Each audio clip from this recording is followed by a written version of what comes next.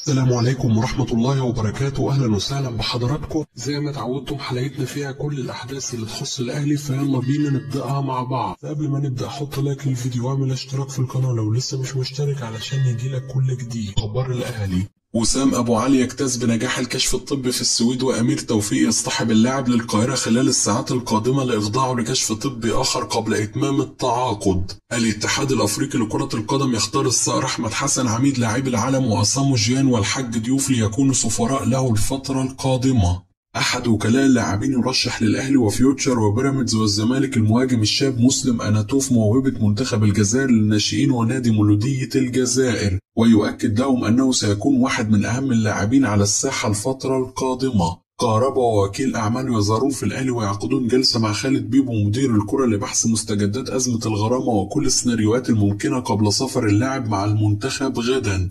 الاتحاد التونسي لكرة القدم يؤكد إقامة بطولة دولية ودية بين مصر وتونس وكرواتيا ونيوزيلندا في شهر مارس المقبل في الإمارات. خالد بيبو يطمئن بشكل شبه يومي على أجانب الأهلي المتواجدين في معسكرات منتخبات بلادهم، ويؤكد على موديست وكريستو ورضا سليم بضرورة العودة للقاهرة خلال 72 ساعة القادمة للانتظام في التدريبات. رامي عباس وكيل أعمال محمد صلاح ينفي الأخبار التي تتردد في بعض المواقع الأجنبية عن رغبة صلاح في مغادرة ليفربول والانتقال لأحد أندية الليجا. اتحاد الكرة يؤكد خوض المنتخب مباريات أفريقيا بنفس قميصه الحالي، وينفي أنباء تصميم قميص جديد. خالد الدرندلي وحازم إمام يرافقون بعثة منتخب مصر التي ستتوجه لكوتوفار غدا. وزارة الشباب والرياضة تحضر بعض الشاشات العملاقة في بعض مراكز الشباب الكبرى في المدن لتوفير مشاهدة ممتعة للجماهير المصرية لمباريات المنتخب في الكان.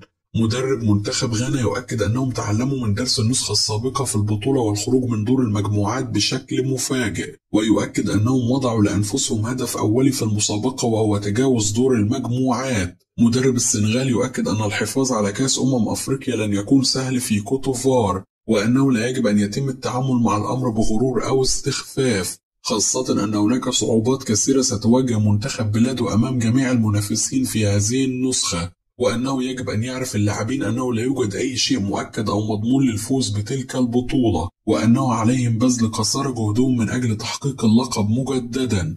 محمود الونشي ومصطفى شلبي يشاركون مع الزمالك في المباريات الودية بعد تعافيهم من الإصابة تمهيدا للعودة للمشاركة في المباريات الرسمية بعد التوقف. أشرف ممدوح لاعب الأهلي السابق: ما يميز منتخب مصر هو جاهزية كل اللاعبين وتقارب المستويات فيما بينهم، وهذا شيء جيد للغاية قبل بطولة الأفريقية. بلا شك ستكون المنافسة صعبة للغاية ولن تكون سهلة، خصوصا لتألق بعض المنتخبات الإفريقية حاليا، لكن المنتخب قادر على تحقيق نتائج جيدة والوصول بعيدا في البطولة. وفنيا المنتخب تحسن كثيرا في الفترة الأخيرة على المستوى الهجومي، وأعتبر خط هجوم منتخبنا من أقوى خطوط الهجوم بين المنتخبات. شريف عبد المنعم: نمتلك لاعبين لديهم إمكانيات كبيرة تساعدنا على المنافسة على أفريقيا، والبطولة صعبة للغاية نظرا لقوة المنتخبات المنافسة، ولكن مصر حينما تصعد من دور المجموعات تختلف تماما، وذلك بسبب روح اللاعبين. لدينا حارس مرمى جيد ودفاع جيد كذلك، وقوة كبيرة في خط الوسط وكذلك في الخط الهجومي، وأعتقد أننا ينقصنا التوفيق فقط. إمام عاشور لاعب كبير ولا يمكن أن أقلل منه، والبعض فهم تصريحاتي بشكل خاطئ. إمام تعرض للإصابة في آخر مباراة للأهلي، وكنت أرى أنه من الأفضل أن يتم الحفاظ عليه ومنحه راحة بشكل أكبر حتى يكون جاهز وفي الفورمة في البطولة. هناك لاعبين انضموا للقائمة لأسباب تسويقية أمثال أحمد حسن كوكا، وكان هناك لاعبين أولى للتواجد في القائمة. أحمد عيد عبد الملك: هناك روح جيدة ظهرت بين لاعبي منتخب مصر، وجميع اللاعبين كانوا يريدون تقديم مستوى جيد أمام تنزانيا، بالإضافة لرغبتهم في الخروج بدون إصابات قبل السفر إلى كوتوفار. من إيجابيات اللقاء الودي أن فيتوريا استقر على جميع العناصر الأساسية التي ستخوض منافسات أفريقيا، وأعتقد زيزو وحمدي فتحي ومعهم محمد حمدي من العناصر الأساسية التي ستخوض البطولة. ميزة حمدي فتحي هي التكملة الهجومية داخل منطقة جزاء الخصم، والأفضل أن يكون بجواره محمد النني لأن الثنائي مميز في الأدوار الدفاعية، وزيزو في وسط الملعب سيكون له دور جيد، وأعتقد أن عمر مرموش الأفضل يلعب كبديل في مركز رأس الحربة كما يلعب مع فريقه الألماني. تريزيجيه الأفضل الأفضل في مركز الجناح الأيسر، وفيتوريا دائما يختار إخراجه بشكل سريع ويدفع بلاعب آخر بدلا منه. لذلك أرى أن مرموش يلعب رأس حربة ويبقى تريزيجيه في مركزه الجناح الأيسر. هناك تطور هجومي واضح في منتخب مصر بسبب اهتمام روي فيتوريا بذلك مثل أغلب المدربين البرتغاليين، ودائما الظاهرين يكون لهم دور في الهجوم والزيادة العددية داخل منطقة جزاء المنافس، كما يعتمد بصفة مستمرة على الكرات العرضية، لكنه سيواجه مشكلة تكتل الفرق المنافسة في البطولة، وأتمنى العمل على تطوير الكرات الثابتة للاستفادة منها. لو كنت مدير فني لمنتخب مصر من الممكن أن أفضل اللعب بلاعب واحد في مركز 6 وثنائي 8، سواء حمدي فتحي أو مروان عطية وأمامهم زيزو وإمام عاشور، ولكن في بعض المباريات لا تحتاج للمجازفة. حلمي طولان: منتخبنا الوطني قادر على التتويج ببطولة كأس الأمم الإفريقية المقرر إقامتها في كوتوفار، وزيارة الرئيس السيسي لمعسكر المنتخب دفعة معنوية كبيرة جدا وسيكون لها أثر معنوي كبير في نفوس اللاعبين. واثق في المنتخب الوطني لأن أصبح عنده نضوج كبير ولاعبين يستطيعون اللعب في كبار الأندية ويملكون خبرات كبيرة. ومنذ تولي فيتوريا وأرى تطور كبير في أداء لاعبي المنتخب الوطني على مستوى الجماعية، وأصبح هناك تنوع وفعالية على المرمى. منتخبنا جيد جدا ويستطيع التتويج بالبطولة وكلنا خلفه وسندعمه في البطولة.